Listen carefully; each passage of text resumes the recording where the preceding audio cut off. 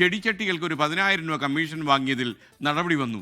KN കുട്ടമണിയെ സംസ്ഥാന കളിമൺ പാത്ര നിർമ്മാണ വിപണന ക്ഷേമ വികസന കോർപ്പറേഷൻ ചെയർമാൻ സ്ഥാനത്ത് നിന്ന് എടുത്തു മാറ്റിയിട്ടുണ്ട്. വിജിലൻസ് കേസെടുത്ത സാഹചര്യത്തിലാണ് ഈ ഉത്തരവ് വന്നത്. ഷെബീദ് റാവുത്തർ കൂടുതൽ വിവരങ്ങളുമായി തിരുവനന്തപുരത്ത്. Shebeed, good morning. ഈ 10,000 രൂപ കൈക്കൂലി വാങ്ങിച്ചു എന്ന് പറയുന്ന പോലെ ആയിപ്പോയി.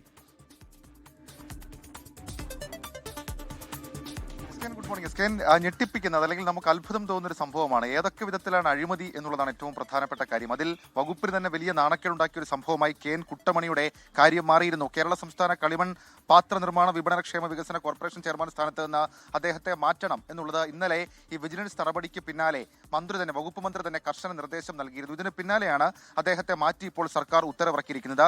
ഈ ചെടിച്ചട്ടി ഓർഡറിന് കൈക്കൂലി വാങ്ങിയതുമായി ബന്ധപ്പെട്ട് ഇന്നലെയാണ് വിജിലൻസ് അദ്ദേഹത്തിനെതിരെ നടപടിയെടുത്തതും അദ്ദേഹത്തെ അറസ്റ്റ് ചെയ്തതും.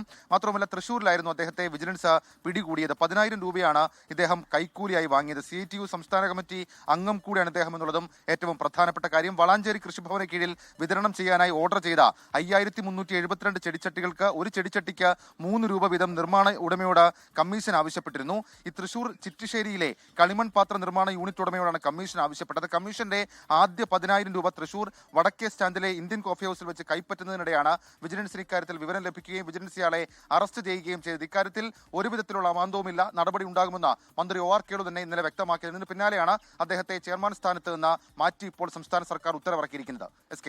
ലോകത്തെവിടെയായാലും ഏത് സമയത്തും 24 വാർത്തകളും ഓഗ്മെന്റഡ് റിയാലിറ്റി പാക്കേജുകളും എക്സ്പ്ലെയിനറുകളും വിശദമായി കാണാൻ ഞങ്ങളുടെ YouTube ചാനൽ നിങ്ങൾക്ക് സബ്സ്ക്രൈബ് ചെയ്യാം.